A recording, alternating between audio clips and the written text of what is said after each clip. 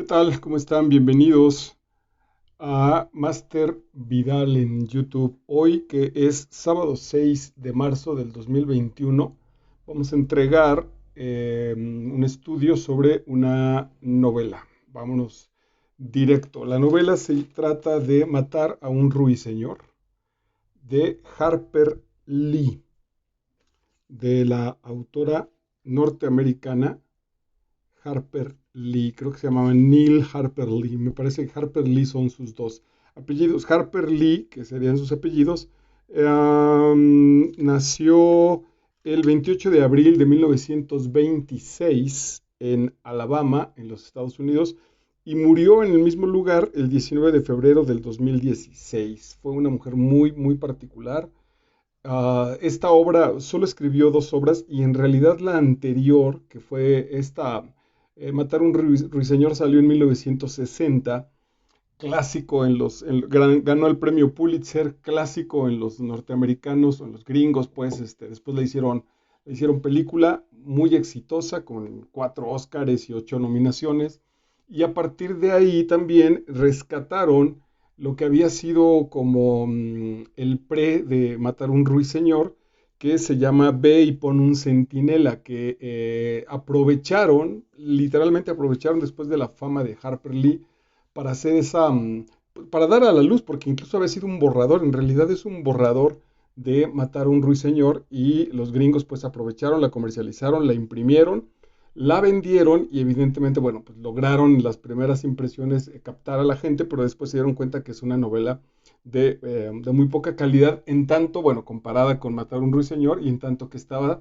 sirviendo como el estudio para lo que fue Matar a un ruiseñor. Entonces, podríamos decir que tenemos una autora de una sola obra. Eh, y bueno, vamos directo, la voy a ir leyendo. ¿Qué cosas tiene interesantes? Bueno, que está muy bien escrita, entonces la puedes ir leyendo sin desesperación, no tiene búsquedas intrincadas ni desesperadas del tiempo, de los espacios, de los personajes. Los personajes están muy bien diseñados, la historia es relativamente simple.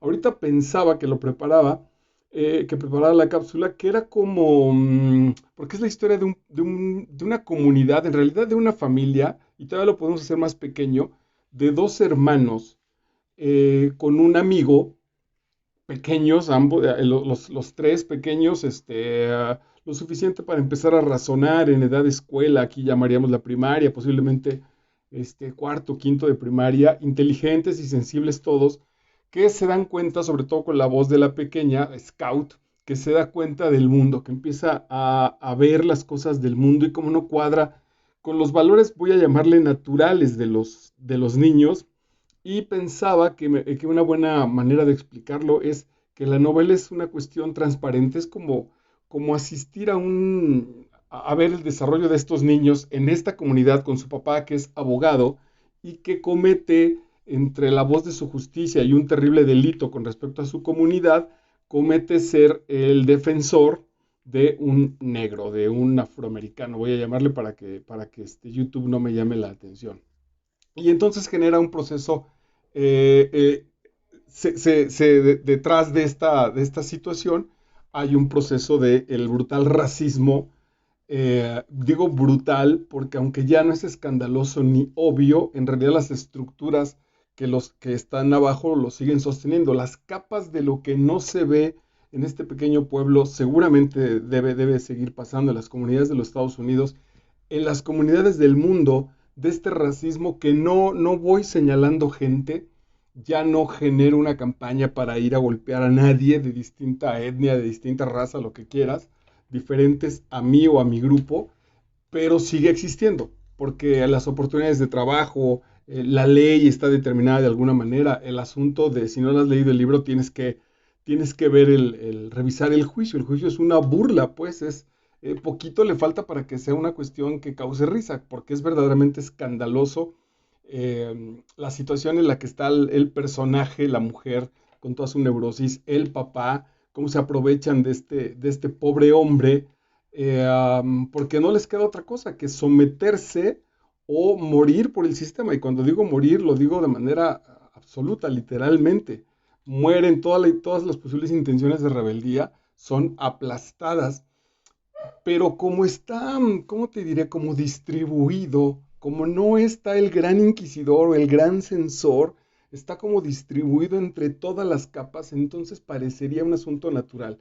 Te decía que la narración está tan bien hecha que es como estar en una ventana tan limpia, tan transparente, que nos llama la atención, que hay algo raro, como cuando entras a una casa que está perfectamente limpia, tan limpia en todos los rincones, en todos los sentidos, que posiblemente un buen observador descubra que hay una especie de obsesión ahí con respecto a la dueña de la casa, ¿no? Que trae un problema neurótico, porque, porque es demasiado. Entonces lo que pasa en este pueblo, entre los juegos de los niños, entre las diferencias que los niños saben con entrar a una casa, pasar rápido por esa casa, el disfraz de que en esa casa hay fantasmas, las oscuridades, los ríos, lo que está cerca, lo que está lejos de su mundo, que podemos al principio en la novela, seguramente de manera magistral, estamos pensando que ese es el mundo de los niños, que el punto era no vayas más allá de, yo vivo en una unidad habitacional que al paso de mi vida fueron creciendo esos espacios, ¿no? Empezó seguramente a haber sido, empezó por estar abajo de mi casa jugando, después pude ir seguramente a la casa del vecino, después pude ir a la tienda, fui a la escuela, ahí había donde yo vivo hay una situación muy clara, pasa un río de desagüe, ese era como el límite era hasta ahí, de ahí en adelante había un terreno desconocido, un terreno lleno de aventuras, al cual, pues ya cuando cumplí 12 13 años, por supuesto que, pero nunca solo, por ejemplo, siempre con amigos, siempre de día, etcétera, pues vivimos aventuras inmensas en ese traslado del río. Si eso lo platicara, sonaría bonito, sonaría romántico, lo más que me encontré en mi infancia, pues serían borrachos, parejillas ahí, acariciándose, claro, el límite social eran los robachicos y estas cuestiones como para de control. Pero ¿qué sucede en el caso de este pueblo de los Estados Unidos? Que lo que encontramos que está como sombreado, aunque los niños no acaban de entender de qué se trata, es el racismo, que es una enorme diferencia entre mi mamá, o aquí mismo, pues que mi mamá me dijera, no vayas a esa colonia, en realidad, pues te digo, donde yo viví mi infancia, estaba rodeada de colonias. Había una que se desarrolló después de mayor nivel social, pero las otras, digamos que de la zona, esta colonia donde nosotros llegamos, era la mejorcita. Y sí, siempre había un temor a ir a la siguiente colonia, pues por los borrachos, por los robachicos, estas fantasías con las cuales cercamos, ¿no? Los límites de los hijos. Pero no había un asunto, creo que en México incluso, creo honestamente que en verdad no lo hay, no hay un asunto de los pobres, es decir, subí a un cerro, al Chiquihuite y al otro que enmarcan la colonia donde vivo, muchas veces, y si había regaños o había llamados de atención, era pues porque estaba lejos, porque había gente borracha, porque otros niños nos podían pegar, lo que sea, pero no porque la gente de allá fuera pobre o fuera fea o etcétera. Aquí el asunto con esta novela sí sucede, no nos enteramos, los niños preguntan, ok, ¿qué sucede ahí? Y al paso del tiempo vamos deduciendo, al paso de la novela vamos entendiendo que no es que porque en esa casa hubiera fantasmas, lo que sucede es que en esa casa viven personas de color y que más allá de los plantíos de no sé qué, tampoco hay que ir porque ahí asesinan o porque ahí pasan cosas extrañas y no, en realidad ahí empieza la comunidad, la vida normal de la gente de color. Ese es muy bueno, no, es que no es bonito, es horrible en realidad, pero la novela lo plasma muy bien. Cómo inventamos fantasías, creo que es muy de todo el mundo, pero es muy particular de la comunidad norteamericana, cuando menos de ese tiempo. No llamar a las cosas por su nombre. El asunto es, no quiero que te juntes con los negros, pues, porque tú eres blanquito y no quiero que te juntes con los negros. Se acabó. Como eso está mal visto, lo que voy a inventar es que no quiero que vayas para allá porque hay fantasmas, porque está, no sé si, bueno, tiene la llorona y estas cosas fantasiosas, pero en realidad hay gente con la cual yo no quiero pues que mis hijos, en el sentido de la novela, vayan, se reúnan. No obstante que las comunidades pues están integradas, pues en la casa hay una sirvienta de color, una mujer inteligente, sensible, lectora, sabia, pero que también guarda silencio, está como a la orilla. En realidad es la verdadera, los chicos no tienen mamá, los chicos son huérfanos de madre y literalmente están siendo educados y además bien educados de una manera respetuosa, pero también muy liberal por esta mujer de color. Y esta familia tiene pues estos atrevimientos. El papá se encarga del juicio de uno de los hombres de la comunidad de color y tienen la libertad, por ejemplo, de que los chicos además descubren un mundo maravilloso cuando van a la casa de la sirvienta y son aceptados en la iglesia para la gente de color, como ellos sí los reciben. Hay algunos que también los notan raros y les llaman la atención, pues, pero en general son mejor aceptados que lo que los blancos reciben a la gente de color. Más o menos esa es la línea, ¿no? Eh, lo, lo fuerte es la burla esta que te comento en términos anecdóticos del juicio, y después el intento de asesinato de estos chicos, que todavía siendo niños, literalmente, alguien intenta entre darles un susto, pero era muy probable que a ese nivel llega otra vez bajo la oscuridad, bajo el anonimato, intentan asesinar a estos muchachos en represalia para el abogado este, que es parte de la comunidad. Y la otra, donde termina la novela, que también va dejando en términos históricos, seguramente fue fuerte el elemento, porque eso se sigue desarrollando pues 40 años después, no más, 50 años después, el Ku Klux Klan, estos grupos, ya empieza ahí, empiezan los niños a preguntar por qué de pronto se habla de gente que va con sus capuchas y sus capas blancas que quema lugares. Bueno, pues ya empieza este grupo. En ese momento empezaban como los inicios del punto del Ku Klux Klan. Es interesante en esta doble moral cómo esta gente del Ku Klux Klan, bueno, pues se disfraza y hace sus destrozos por las noches y en las mañanas es que es gente de la comunidad, es el dueño de las empresas, de la fábrica, el director de la escuela posiblemente. Eso es muy gringo, ya mucho más cerca. Se puede ver en obras de teatro, evidentemente, en películas, en todo el arte, cómo pasa ese elemento. Estoy pensando en David Lynch, en sus pelis, de los poblados estos donde aparentemente no pasa nada y se me escapa el nombre pues, pero en una de estas películas, la chica que es nombrada la reina de la belleza, la porrista más bonita, la chica que es virgen, blanca, de buena familia, se mete en un mundo que hay drogas, que hay prostitución, que hay abuso, que hay orgías, que es verdaderamente espantoso. Como en este jardín, en esta película que te estoy hablando, en este jardín hermosísimo, a orillas del poblado gringo, donde todo está muy bien, donde todavía se respira aire limpio, pero ya empieza a aparecer también la tecnología y la paz con la que viven los gringuitos, se encuentran unos dedos. Alguien cortó unos dedos y están tirados ahí en el jardín. Si rascas tantito, dice David Lynch, si levantas tantito el pastito verde hermoso, encuentras gusanos y encuentras podredumbre, que es, que es una situación humana, pero sobre todo podredumbre porque los gringos no quieren verlo. Porque el asunto es, no, aquí no pasa nada. Aquí si el vecino de enfrente está golpeando a su mujer o trata blancas o viola niñas, entonces yo cierro las cortinas, te pongo música navideña y nos comemos nuestro pavo del Thanksgiving Day. Y no pasa nada, así intentan educarse, porque así han sido las tradiciones. Entonces la novela lo que hace es cruzar esa hipocresía, cruzar esa fantasía.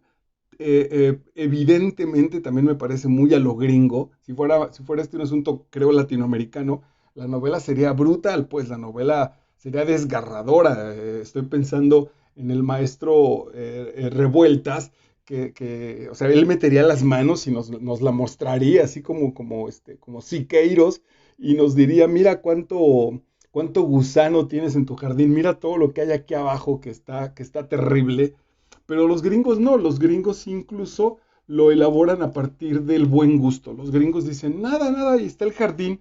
Atrás del jardín vemos unos hombres violando a una mujer de color, o vemos esclavitud, o vemos injusticia, pero no está pasando nada, ¿no? En realidad, bueno, pequeñeces. Pues así va, de eso más o menos va este espléndido texto. Por ahí creo que en algunos puntitos, de manera ligera, en términos de estar contándonos cómo es la vida cotidiana de estas situaciones, por ahí tantito flaquea un poco, pero en realidad no, y en realidad creo que, digo, en general no, y me parece que incluso está muy bien establecido esto, por eso me atreví a hacer un análisis, porque la novela es muy transparente, pero vale la pena, que dicen en el coacheo, que justo lo que hace el coacheo es detener la transparencia, es decir, está tan transparente mi vida que no me doy cuenta de dónde están las fallas. Estoy tan acostumbrado a este proceso que no me doy cuenta de que algo está fallando, de que las cosas no se están haciendo bien, de que hay un asunto que no está bien. Si yo empezara a tratar de groserías a la gente con la que estoy cerca, y entonces a mi madre, a mis hermanos los llamo de groserías, quizá entonces un día con una novia o un amigo que me dijera, oye, siempre les has dicho así, te has referido de esa manera a tu familia, yo diría, pues sí, esa es la transparencia. Entonces alguien diría, no, pues no, fíjate que hay otras opciones. Un poco por ahí hace este trabajo la novela, que nos permite encontrar que dentro de esta supuesta paz y tranquilidad se están matando ruiseñores. Ese es el punto. Aquí no estamos, no hay una enorme lupa que nos permita ver que es un gulag, por ejemplo, ¿no? Que es un asunto donde los soviéticos y el sistema socialista está encarcelando y está torturando gente de manera injusta. No, aquí solamente vemos que alguien mata a un pollito, que de pronto apareció un pollito por allá apachurrado y por allá otro, y aquí es nuestra visión la que va diciendo, aquí algo está pasando con la gente que está matando a los ruiseñores. Por cierto que pues los ruiseñores van a ser la representación, no sé si simbólica, cuando menos sí metafóricamente, de los niños, de la inocencia. Estos niños cuando se enfrentan a una violación, no para ellos, sino que la ven hacia afuera, cuando se enfrentan a la injusticia, cuando se enfrentan al racismo, justo se están matando ruiseñores, porque ellos dicen, pero ¿por qué? ¿Qué está pasando con sus ojos nuevos ante una sociedad que incluso no tiene una buena explicación? No tiene una explicación y que además lo normaliza, que eso es lo verdaderamente espantoso. Cuando, si yo tuviera un hijo pequeño y me dijera, papá, ¿por qué le pegas a mi mamá? Pues porque se porta mal. ¿Y por qué mi tío le pega a mi tía? Pues porque se porta mal. ¿Y por qué mi padrino le pega a mi madrina? Pues porque se porta mal. Parecería que no hemos violentado la formación, sin embargo, esa normalización es la que empieza a ser terrible, porque justo cuando él golpee a su pareja, esto será normal, pues porque no hay nada extraordinario que lo destaque ni que lo haya cancelado. Vamos a arrancarnos entonces. El primer texto, cuando arranca la novela, dice así: cuando se acercaba a los 13 años, mi hermano Jem, que es Scout, nuestra narradora, mi hermano Jem sufrió una peligrosa fractura del brazo. Ok, a la altura del codo. Cuando sanó y sus temores de que jamás podría volver a jugar fútbol se mitigaron, raras veces se acordaba de aquel percance. Dice García Márquez que las grandes novelas manifiestan en su primer párrafo ya el túnel, el inicio de lo que puede ser una enorme aventura. Y así está la novela y no la había valorado hasta este momento de nuevo, cuando menos el inicio. Vamos a asistir a una historia donde algo se rompe, donde lo que se está rompiendo es la sociedad, justamente la sociedad es la que está rota, representada por el hermano. Entonces la hermanita ve a su hermano que trae un brazo roto, y que dice que una vez que se cure, ya no se acordó de aquel percance. Ese a nivel social es bien interesante, ¿no? Cómo entonces las cosas que socialmente me pasan, si las supero, entonces ya no importan, ya hay como una especie de egoísmo, ¿no? Como si yo, por ejemplo, justo si pienso en que me recuperé de mi enfermedad o de mi adicción alcohólica, entonces una vez yo recuperado, ya que el mundo gire, ya no me importa, entonces no coopero con la asociación, no doy servicio para alcohólicos en que estén bebiendo, no voy a la comunidad, ya pues incluso ya ni me acuerdo que fui alcohólico. Ese es un poco el asunto, ¿no? Ahí justo, y ahí quiero hacer énfasis, los grupos de autoayuda hablan muchísimo de solo por hoy y tienen un afán que luego yo lo habría con los psicólogos, con el asunto de que yo escuchaba a muchos compañeros de muchos años que no han bebido decir que seguían enfermos y que se está tan cerca de la enfermedad como el primer día. Yo creo, en mi opinión personal, que no es cierto, que el sentido, que el espíritu de esa frase es no te alejes para que sigas dando servicio. Si tú ya estás bien, maravilloso, pero hay otros que todavía no están bien. Hay que ir por ellos, pues se trata de eso, justo de pasar ese legado. Bueno, aquí socialmente algo está pasando. Cuando estamos mal, cuando se fractura algo, pues nos llama la atención, nos recuperamos, pero no sé si ya nos está anunciando que tenemos que o que deberíamos haberlo corregido de manera completa, sino que se nos va a ir olvidando. Adelante dice, Jem, que es el hermano, fue el fruto de su primer año de matrimonio. 4 años después nací yo. Y dos años más tarde, mamá murió de un ataque cardíaco repentino. Decían que era cosa corriente en su familia. Bueno, está el punto de estos niños, que también es interesante, se puede volver simbólico sin el asunto sin el amor maternal. Puede tener que el padre es un gran tipo y entonces relativamente no lo necesitaron. Él supo abordarlo. Y la otra que es muy importante, hay un juego bien interesante, lo que ya les había mencionado, estos niños no tienen mamá y fueron educados por una mujer, por una sirvienta de color. Creo que ahí si lo extendemos, Harper Lee seguramente se está refiriendo a que los Estados Unidos le deben muchísimo a la gente de color. La gente de color, yo creo que ella siendo blanca, de haber dicho, nos ha educado. Muchas de esas mujeres, y sigue sucediendo ahora cuando muchas de las familias gringuitas tienen al frente de los hijos a mujeres mexicanas, muchas mujeres que han dejado aquí a su familia para irse a educar niños gringos. Es interesante, son muy interesantes estos procesos. Lo menos que podríamos hacer, me parece que aquí es lo que dice Harper Lee, es agradecer, ¿no? Es estar, sí, agradecidos de manera directa con esta formación y con estas mujeres. La mansión Radley la habitaba un ente desconocido, la mera descripción del cual nos hace portar bien durante días sin fin. Aquel verano vino Dill, es decir, empiezan a ocurrir y a pasar cosas que llaman la atención. Esa mansión misteriosa, es lo que al final de la novela nos enteramos que lo que sucede es que ahí habita un hombre de color, además resentido por muchos madrazos socialmente. Como esto no se aclara, entonces solo se queda ahí un asunto relativamente misterioso. Dentro de la casa vivía un fantasma maligno. Ahí está la imaginación de la niña. La gente decía que existía, pero Jem y yo no lo habíamos visto nunca.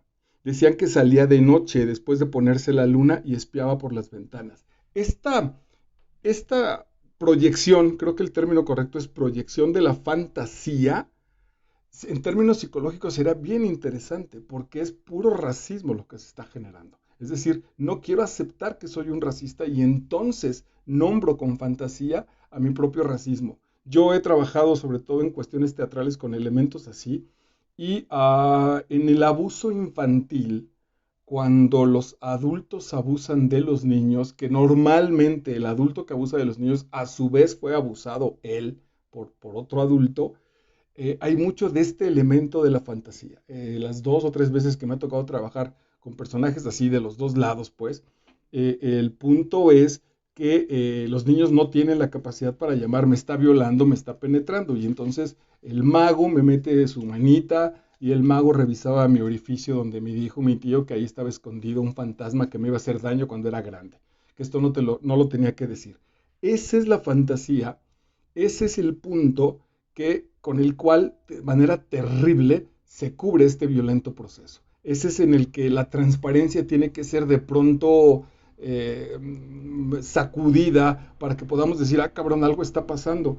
En Argentina, una pareja de jóvenes, él tenía 19 y creo que ella 17, pues se convencen, pues en realidad estaban enamorados los chicos y se van a tener relaciones sexuales muy responsablemente, bla, bla, bla. Y terminando una de las relaciones sexuales, la chica le dice al muchacho, a su novio, le dice, ay, gracias, mi amor, me cuidas mucho, igual que mi papá. Y entonces él le llamó mucho la atención la pregunta y dijo, a ver, ¿cómo que tu papá? Y ella no tenía mamá, se había educado con el papá, tenía muy poco contacto social, en realidad había tenido muy poco contacto social porque el papá se encargó de cerrar el mundo para esta niña, tenía relaciones sexuales.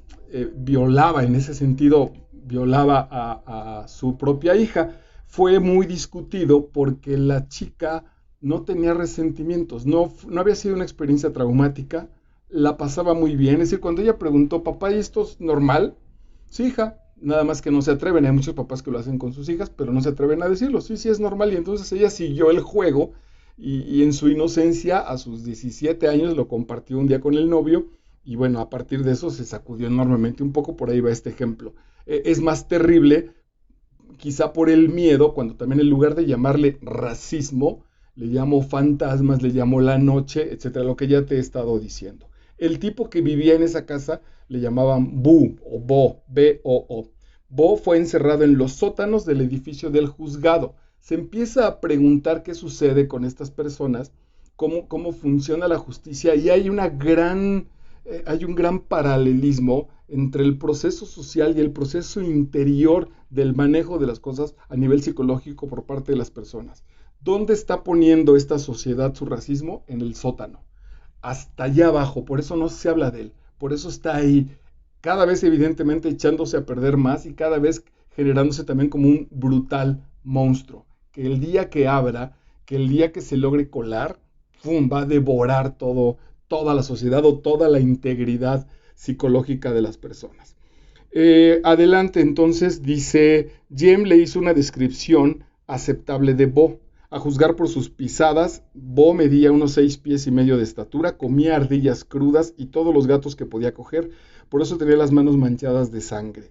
Si uno se come un animal crudo no puede limpiarse jamás la sangre. Por su cara corría una cicatriz formando una línea quebrada. Los dientes que le quedaban estaban amarillos y podridos. Tenía los ojos salientes y la mayor parte del tiempo babeaba. Ven, en lugar de llamar a esta segregación racial racismo y curarlo y enfrentarlo, le ponen esta fantasía. Debemos hacerle salir, dijo Dill, y los niños en su inocencia, en lugar de espantarse con el monstruo, que ahí está una de las cosas hermosas de esta novela, es que los niños, en lugar de asustarse, que sin duda sí pasaban por esa emoción, dijeron, vamos a liberar a ese monstruo. Que ahí está el gran punto. ¿Con qué liberamos esos monstruos? Con inocencia. Dicen en algunos tratados, la maestra Blanes, en un tratado casi teológico maravilloso, cómo curamos al diablo, cómo sanamos al demonio. Con amor, con abrazos. Por eso está ahí. Es decir, no estuvo ahí por malo, está ahí porque no cree en el amor. Está ahí por resentido. Bueno, justo nuestros peores traumas, si lo ponemos solamente con nosotros, nuestros peores traumas, nuestros peores fantasmas, nuestras peores fantasías, esas que estamos a punto de no decir a nadie, justo lo que hay que hacer es que hay que sanarlas con aceptación, con amor, enfrentarlas y no generarles fantasía. Mucha atención si te está pasando eso, porque es muy probable que no le generes fantasía, pero tampoco le tengas miedo a las palabras sacudidoras. Yo pienso muchas ocasiones cuando se acercan a mí para preguntarme, sobre todo mis alumnas, cuando trabajaba directamente con ellas, sí, muchas de ellas me preguntaban si creía yo que eran neuróticas. Entonces les decía, pues no depende de mi creencia. Vamos a ver con el test. Y entonces cuando confirmaban el test y comprobaban su neurosis, de verdad era como si les dijera que estaban embarazadas por el demonio. Hay que ir limpiando eso. Nos haría mucho bien ir sacudiendo esos términos, ¿no? Terapia, psicoanálisis, psicólogo, psiquiatra, deberían ir siendo términos cada vez mucho más cotidianos y mucho más ligeros. Porque si bien es cierto que ya no se llaman la Llorona y los monstruos, sí se llaman, no, pues ni que estuviera loca. Y nos siguen haciendo el mismo mal. Ok, el caso es que los lavapiés creen que las mujeres son por definición un pecado. Interpretan la Biblia literalmente, ya sabes. Te quise compartir estas ideas que están alrededor, cómo todos estos tejidos sociales que no enfrentamos empiezan a hacer muchísimo daño. Hay hombres tan ocupados en acongojarse por el otro mundo que no han aprendido a vivir en este. Otra vez, cuando estás de manera neurótica pensando en el futuro, en el pasado, que te olvidas de estar en esto, o gente que está tan preocupada haciendo el trabajo del juicio de Dios, cuidando que Satanás no aparezca, que se olvidan de vivir su propia vida. Tan ocupados en acongojarse por el otro mundo que no han aprendido a vivir en este. Muchas de las grandes a respuestas a la vida es concéntrate en tu presente, resuelve tus cosas, vive tu vida. Suena complicado porque la gente está, no lo voy a nombrar porque además lo hace con excelente intención, pero muy cotidianamente alguien, espero que no se tome a mal, me manda mensajes de recomendaciones para que yo vaya a pedir trabajo en diferentes situaciones. Entonces me dice, mira, Marco, te encontré esto, a ver, pues ve y pide trabajo. Y mira, te encontré, a ver si quieres entrar a esta obra o dar estas clases. Siempre me está buscando situaciones para trabajar. Eh, Está bien, yo lo agradezco, yo digo, bien, va, gracias. En realidad es su manera de decirme te quiero, pero como no me lo va a decir, entonces se inventa esa justificación. Platicándolo con alguien decía, no sé si debas ser cruel en mi caso, pero en realidad podríamos decirle a este amigo, ocúpate de tu vida, ocúpate de tus asuntos. Estás tan preocupado según porque Marco tenga trabajo que en realidad estás intentando vivir o proyectando no sé qué en Marco. Porque evidentemente, bueno, esta persona no depende de mí. Básicamente incluso le daría exactamente lo mismo si tuviera o no trabajo. Y la otra, que bajo las situaciones como de amor y de me preocupo por ti, es muy probable también que en el fondo esté diciendo, porque tú no te ocupas. Si yo pasara hambre, si yo estuviera mal, si yo tuviera necesidad, es muy probable que me estuviera moviendo o no. Esas serían mis propias decisiones. Ahora, ¿por qué no se lo hacemos saber? ¿Por qué no sería tan fácil decirle a esta persona, oye, déjate de preocuparte por mí y ocúpate de ti? Porque seguramente sentiría que no la amo, ¿no? Que no es importante para mí. Seguramente se resentiría. Diría, güey, yo me estoy preocupando por buscarte trabajo y tú no quieres ir, pues vete al demonio, para eso me pasa. Pues sí, ese es el punto. Eso pasa por no resolver tus propias cosas. Un poco sería, ¿por qué no te buscas un trabajo bien chingón y le regalas dinero a Marcos? Y el asunto que te preocupa es que coma, que se compre cosas, pues tú ten un trabajo muy chingón y regálale dinero a este güey para que haga lo que quiera y ya no te preocupe que la esté pasando mal. Porque ese es por ahí el asunto. ¿Ven? No hay un compromiso neto, no hay un regalo. Hay más bien una imagen como de juez, como de estar viendo que los otros estén haciendo las cosas que yo considero que están bien hechas. Por ahí va este punto. Refiriéndose a Boo, este hombre de color que han convertido en un fantasma que al final, bueno, ya la leíste, este Boo es el que va a salvar a estos chicos de este intento de asesinato para el final de la novela. Le pedimos muy cortésmente que salga alguna vez, o sea, este monstruo, los niños dicen, le pedimos muy cortésmente que salga alguna vez y nos cuente lo que hace ahí adentro, que esa es la verdadera inocencia. Se parece mucho, me hace mucho sentido porque también está escrito por una norteamericana, la maestra Clarissa Píncola, al planteamiento de mujeres que corren con lobos donde la inocencia es la que nos va a lanzar a la sanación. Yo no sé cuándo me aprendí, seguramente sí tuve una experiencia muy fuerte con un tío, mi tío directo, mi tío carnal, el famoso tío Chava, me hubiera encantado conocerlo, porque el asunto es que yo lo conocí no solo borracho, sino él en su enfermedad alcohólica. Yo tengo el único recuerdo que tengo de él, yo no lo vi sobrio ni lo vi limpio. Entonces, yo cuando me enteré que tenía un tío que venía de los borrachos que yo veía en la calle, en los mercados, de los pordioseros, lo primero que hice fue cancelarlo. Dije, no puede ser, en mi casa no hay nadie así.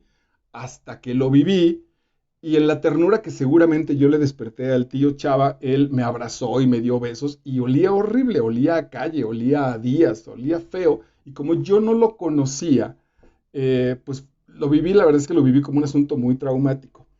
Y generé a partir de eso, generé una especie de dolor y de rechazo con respecto a que yo a esa persona, no, yo a esas personas, ni madre, yo no las acepto. A diferencia de mi sobrino, por ejemplo, que él alguna vez afuera de una zapatería, con una persona así que estaba con un niño, él le regaló su chamarra al niño. Él no le tuvo miedo al borracho porque no había tenido ese trauma de ser tocado, abrazado, o este trauma mental de no, en mi familia esas personas no existen, ¿no? Que ese es un punto bien importante, es decir, un enfermo alcohólico como propiamente incluso, pues justo lo fui yo, y si bien es cierto que no llegué a esos niveles, pero sí estuve tirado en la calle, sí un día me quedé sin zapatos, Es decir, cualquier persona finalmente pudo haberme tomado a mí como yo tomé un día al tío Salvador. Como él no tenía ese trauma, entonces mi sobrino sí le dejó esa puerta de enfrentarlo. Es decir, yo de niño veo un borracho, veía un borracho y salía corriendo. Mi sobrino no. Mi sobrino ve un borracho y le pregunta, ¿qué pasa? ¿Comiste? ¿Tienes hambre? ¿Tienes frío? Te dejo mi chamarra. Eso tendríamos que hacer con la representación de nuestros traumas. Entonces, ¿qué te digo? Pues es que yo no tuve hermanas, creo que eso tuvo mucho que ver con la cuestión así como familiar. ¿Quién sabe qué hubiera pasado con mis fantasmas? Porque en realidad no los tengo, es decir, no tengo hermanas y mis primas tenían dos particularidades, o ya eran más grandes que yo, o eran mucho más pequeñas que yo. Creo que afortunadamente en ese sentido no tuve primas de mi misma edad, lo cual no jamás me enlazó con que una de ellas me gustara, por ejemplo. Pero si hubiera sido el caso, si yo hubiera estado enamorado, me hubiera gustado una de mis primas, en ese sentido, yo lo que hubiera hecho es salir corriendo.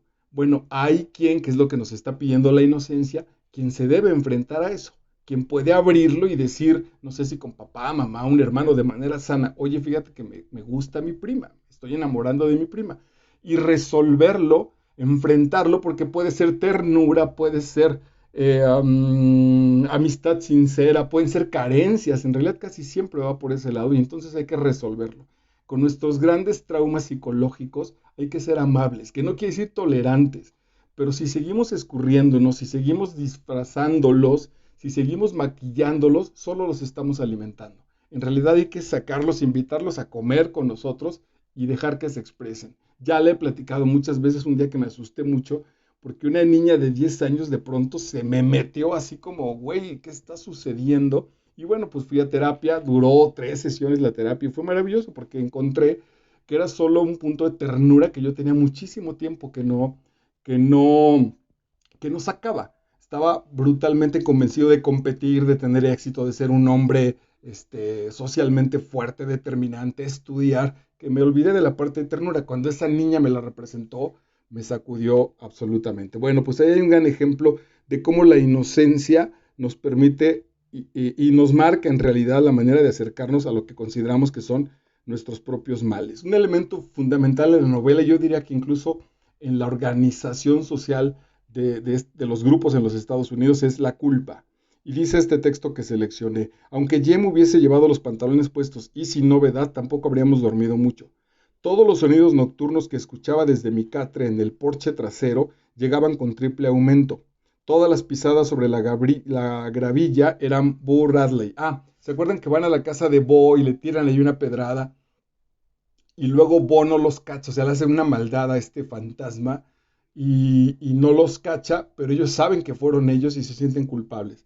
Eran Bo Radley que buscaba su venganza. Todos los negros que pasaban riendo en la noche eran Bo Radley, suelto y persiguiéndonos. Los insectos que chocaban contra los cristales eran los dedos dementes de Bo Radley, cortando el alambre a pedazos. Los cinamomos eran seres malignos que nos rondaban alerta. Floté entre el sueño y la vigilia hasta que oí murmurar a Jen, ¿duermes? Y ya siguieron. En realidad es eso, está muy bonito, es la proyección de la culpa. Me siento culpable y lo empiezo a llevar incluso al mundo de los sueños, al mundo de mis fantasías, todos los temores sociales, el coco, los borrachos, todo lo que tú sientas y digas, la altura, todo lo que tú sientas y digas, ay cabrón, me da miedo las arañas, esas cosas. Si escarbas tantito, son representaciones psicológicas bien interesantes que pueden representar básicamente otras cosas. No siempre va a salir un fantasma enorme, tampoco te asustes, pero siempre hay algo que lo proyectó. Siempre hubo un momento ahí abajo que lanzó ese elemento, como el que yo te digo ahora de los borrachos, por ejemplo, de los pordioseros con respecto a mí. Ok, algún día quizá Scout podrá darle las gracias por haberla abrigado. ¿Dar gracias a quién? Pregunté. A Bob Radley. Estabas tan embebida mirando el fuego que no te diste cuenta cuando él te abrigó con la manta. Hay un incendio y este negro que ya apareció, que ya lo ubican, se encargó de cubrir a la niña. El gran descubrimiento fue que este monstruo de color, este, este, mm, este tipo que no queremos ver, este malvado, este tío Salvador, porque no te acabé de contar, al paso del tiempo, pues mi papá, mi mamá me han platicado de él y era un tipo sensible, leía, tenía muy buena charla, estudiaba, era un tipo sensible, justo su sensibilidad seguramente lo enfrentaba a un mundo brutal y bueno, pues se despeñó. Igual acá, aquí el asunto es que este ser humano que está cargado de prejuicio, entonces todo el mundo a todo el mundo asusta, pero es un tipo normal, que si los otros quitáramos el prejuicio, encontraríamos a alguien cariñoso, sensato o apacible, etcétera, etcétera. Uno es valiente cuando sabiendo que ha perdido ya antes de empezar, empieza a pesar de todo y sigue hasta el final, pase lo que pase. Uno vence raras veces, pero algunas veces vence. Empiezan a hablar con respecto al juicio. Me encantó este texto, esta cita, porque en términos sociales y en términos individuales hay que meternos a trabajar con los fantasmas. Duele muchísimo, supuestamente, digo supuestamente porque en términos espirituales no sucede así. Dañamos personas, sí, sufrimos, sí, pero hay que ir por ellos. Eventualmente nos va muy bien, eventualmente dices, ok, empecé a curar mis traumas, empecé a curar mis miedos, empecé a curar mis fobias y mi vida empieza a cambiar, empiezo a amar a los otros y empiezo a recibir también el amor de parte de las otras personas. Todas las turbas de todas las ciudades pequeñas del sur están compuestas siempre por personas a quienes uno conoce. Estas turbas, estos disfrazados del Ku Klux Klan de los que ya te hablaba, son personas que conocemos. Cuando alguien se queja, por ejemplo, del sistema político, del PRI, cuando lo discuto con alguien que en realidad jamás llega a una especie de discusión, siempre planteo que nuestros políticos estudiaron en nuestras escuelas y fueron educados por nuestras mamás. El peor de los ladrones, de nuestros narcotraficantes, de los políticos rateros, fueron una primaria como la nuestra. Y nosotros queremos pensar que el mal está a nivel personal, que el tipo de mi salón, que al paso de los años violó a unas niñas, decimos, ay cabrón, ese era el malvado. No, en realidad la maldad ha estado puesta ahí. Y yo también cuántas veces no participé de ese proceso para sanarlo. ¿Cuántas veces seguro no sé, te voy a decir un ejemplo, lo voy a inventar afortunadamente, si a alguno de mis compañeros de primaria le decíamos el monstruo, y me entero que ese monstruo viola niñas, viola mujeres, al paso del tiempo, bueno, ¿cuántas veces participé yo para decirle el monstruo? ¿Cuántas veces entró ese chico al salón y yo fui de los que gritaron y hice la farsa esta de, ay, me espantas? ¿Cuántas veces no lo invité a mi cumpleaños, no lo invité a mi fiesta? Pues porque era el monstruo, porque estaba feo. ¿Cuántas veces me pidió la tarea y yo no le hice caso porque era el monstruo, porque no me convenía juntarme con el monstruo? ¿Qué hubiera pasado si yo me hago amigo del monstruo, por ejemplo? Hubiera recibido la misma respuesta. Bueno, pues al paso de los años, cuando me entero que este monstruo violó a una niña, ni modo de decir, claro, desde chiquito se le veía la maldad. No, cabrón, yo participé de de ese rechazo. Yo fui creando ese monstruo, evidentemente, con mi propio trato. En el nivel cultural y social, bueno, pues los Estados Unidos se han encargado de joder a su otra parte, a su banda, a su color, a su gente de color, y entonces cuando estos se levantan muy encabronados porque están siendo pisoteados, pues no se vale decir, güey, ¿ahora qué te pasa, loco? ¿Por qué te sublevas? Bueno, pues porque no he vivido bien, porque soy ciudadano de segunda, porque me tratas mal, porque abusas, porque eres injusto, pues que son justo las razones en las que nos movemos. Y resulta que precisó una niña de 8 años para hacer recordar el buen sentido, ¿no es cierto? Dijo Atticus. Ello muestra una cosa, que es posible detener a una cuadrilla simplemente porque continúan siendo seres humanos, los negros, los dolidos, los ladrones, los narcotraficantes, siguen siendo seres humanos. Hace poquito, está ahorita en este momento, pescaron a la esposa de uno de los narcotraficantes más poderosos de México y le preguntaron, bueno, ¿y qué opinión tienes de tu marido? Y ella dijo, es una persona excepcional, es un gran padre y es un gran amigo. Y es el cabeza del cártel de no sé qué. Es un tipo socialmente nefasto. Y cuando estás cerca, entonces es eso. Es un gran papá, es un excelente marido y es un maravilloso amigo. Eso dijo de él su mujer. Y saben, le creo. Sí es cierto, pero ¿qué tal si ese hombre tan chido, tan lo que tú quieras, ¿Cuántas veces socialmente no se le dio la oportunidad? Por negro, por indio, por naco, por moreno, por feo, por mexicano, por lo que tú quieras. ¿Cuántas veces socialmente lo cancelamos hasta que dijo a la chingada? Si no es por las buenas, va a ser por las malas. Nosotros hemos formado parte de esa construcción. Ok. Quizá necesitamos una fuerza de policía compuesta por niños, son de las ideas lindas. Quizá lo que necesitamos es una fuerza de policía compuesta por niños. Anoche vosotros, chiquillos, conseguisteis que Walter Cunningham se pusiera dentro de mi pellejo por un minuto. Con eso bastó. Creo que el gran elemento del libro es, incluso a nivel social, pero no quisiera llevarlo hasta allá porque realmente me parece un poco aburrido cuando va a ese punto.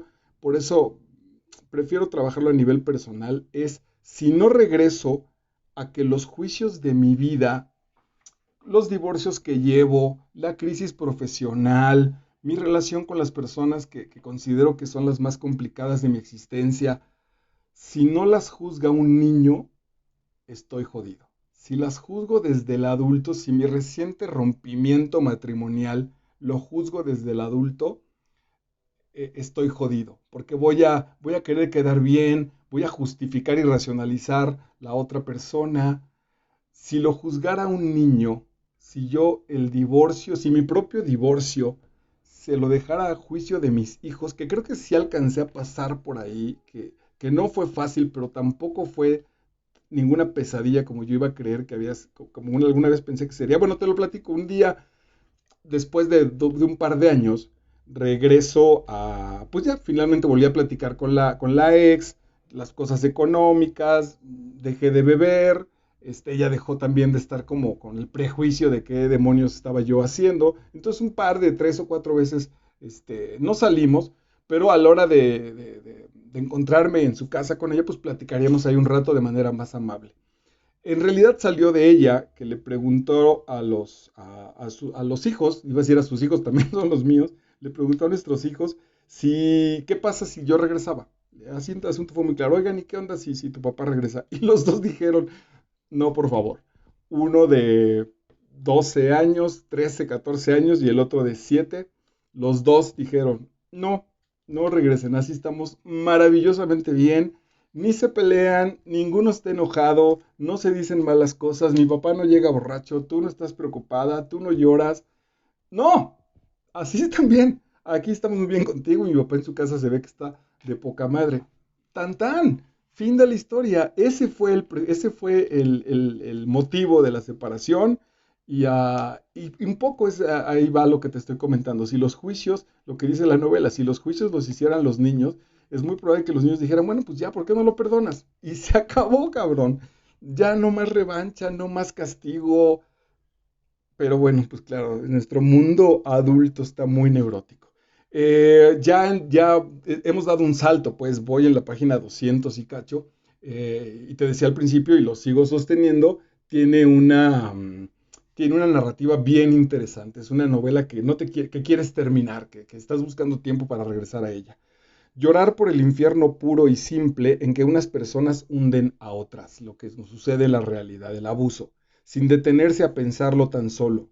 Llorar por el infierno en que los hombres blancos hunden a los de color sin pensar que también son personas. ¿Qué sucedería, un poco en términos psicológicos, que es todo un asunto, puede ser muy profundo? Alguien les contó a los blancos, porque así convenía, que para mantener el estado en el que estaban o la conveniencia en la que estaban, el asunto es que eran blancos y no negros. Y a partir de ahí se ha generado esta situación con la que seguimos creyendo. Te recomiendo el texto, y si no aquí lo tengo relativamente resumido, pero cuando menos esta parte sí, de 12 reglas para la vida de Jordan Peterson, donde establece que incluso, porque ellos encontraron, ya también lo he mencionado, que las personas cuidan más a sus mascotas en términos de salud que a ellos mismos. Es decir, yo voy al médico y cuando me siento bien dejo de tomar las pastillas y si me recomienda que hago ejercicio ya no hago. Si me recomienda que deje de comer una cosa la vuelvo a comer y sin embargo si mi mascota fuera la que estuviera enferma, te aseguro que todas las tardes la saco a que haga ejercicio, le quito la comida esa que no debe comer, la cuido mejor que a mí. ¿Por qué? Y Peterson encontró que porque ahí viene un asunto desde la Biblia, en que cuando Dios nos arroja del paraíso terrenal, nos llama indignos a los seres humanos, y en cambio a los animales no, a los animales no los corrió, los animales siguen siendo inocentes. Entonces justo cuando mi perro se enferma, él es inocente, él no se lo provocó, yo soy el que le he dado de comer. Y cuando yo me maltrato y yo me he dado de comer, entonces también viene una cosa espantosa que tenemos desde hace muchos años, te estoy hablando de humanos, que es la culpa. Dice el curso de milagros, mientras sigas creyendo en la culpa, estás jodido, no hay manera de avanzar.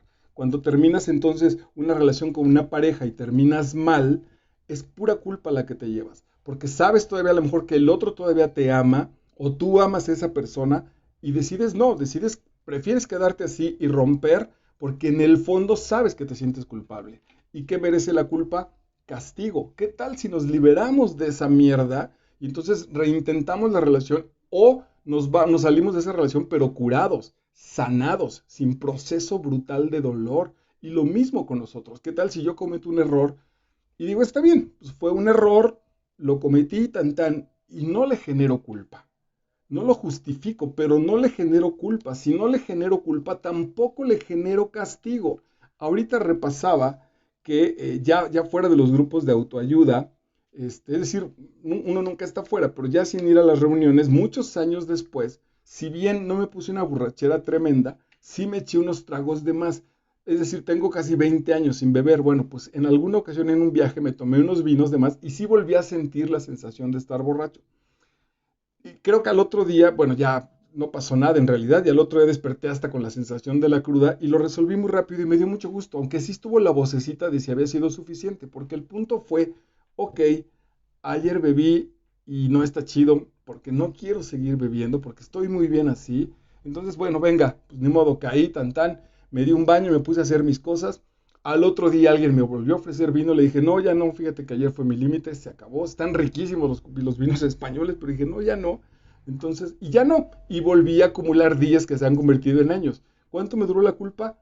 Nada, porque acepté que tenía esa debilidad y lo eché para adelante. ¿Qué tal si de ahí digo, no, volver al grupo, ahora, no sé lo que tú quieras, la chinga que le llaman en los grupos, busco quien me regañe, me regreso a la terapia? Yo creo que en la medida que lo necesite, bueno, claro, pues evidentemente pido ayuda, pero no a partir de la culpa, no es necesaria. La tenemos tan imbuida socialmente que ya está puesta hasta en el inconsciente. Ok, bueno, pues eso se refiere con llorar por las personas. Ok, vamos a la 212, que aquí está mi siguiente nota. Esta es un poquito larga, vamos a ver de qué va. Dice, el ejemplo más ridículo que se me ocurre es que las personas que rigen la educación pública favorecen a los vagos y tontos junto con los laboriosos. Como todos los hombres son creados iguales, les dirán gravemente los educadores, los niños que se quedan atrás sufren terribles sentimientos de inferioridad. Sabemos que no todos los hombres son creados iguales en el sentido que algunas personas querrían hacer creer. Unos son más listos que otros, unos tienen mayores oportunidades porque les vienen de nacimiento, unos hombres ganan más dinero que otros, unas mujeres guisan mejor que otras, algunas personas nacen mucho mejor dotadas que el término medio de los seres humanos. Pero hay una cosa en este país ante la cual todos los hombres son creados iguales. Hay una institución humana que hace a un pobre al igual que hace a un pobre el igual de un Rockefeller, a un estúpido el igual de un Einstein y al hombre ignorante el igual de un director de colegio. Esta institución, caballeros, es un tribunal. Está padrísimo. En uno de los discursos del abogado dice que una de las ideas que más nos ha dañado es que todos somos iguales.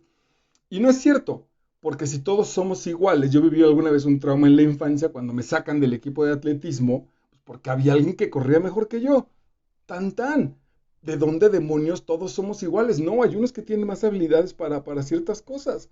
Montones de veces se resintieron conmigo, no sé si mis hermanos, creo que en ese caso no, pero amigos, pues porque yo toda la vida he tenido muchísima suerte para estar con mujeres lindas. Y muchísimas ocasiones me pasaba, pues que en automático las lindas estaban conmigo y las feas estaban con mis compas y se enojaban. no había otra cosa, no era un concurso, no tenía yo más dinero. Es una simple disposición que si podemos aprender, evidentemente también montones de ocasiones, otros de mis amigos más guapos que yo, pues se quedaban con las más lindas. Yo a mí realmente eso nunca lo viví como un trauma. Lo veía con toda claridad. Me parecía incluso bastante estúpido pensar que éramos iguales. Era muy injusto en casa, por ejemplo, cuando papá establecía ese punto, cuando mi papá establecía, pues es que aquí todos son iguales. No, no es cierto, yo era mucho mejor para la escuela que mis hermanos, y era mucho mejor para algunos deportes, y mi hermano era mucho mejor para pintar, y era mucho mejor para dibujar carreteras, y el otro era mucho mejor para pelear y para jugar a otras cosas. ¿Cómo es posible que si eso era tan obvio, alguien adulto nos dijera que éramos iguales? La cabeza se hacía así un verdadero desmadre. Habría que especificar que no se está hablando de esa igualdad, se estaba hablando de igualdad de derechos, incluso en la cual aún tampoco estoy tan cierto, porque no le puedes dar, hablando por ejemplo del caso de los hijos, no le puedes dar el mismo dinero a tu hijo de 16 años que al de 6.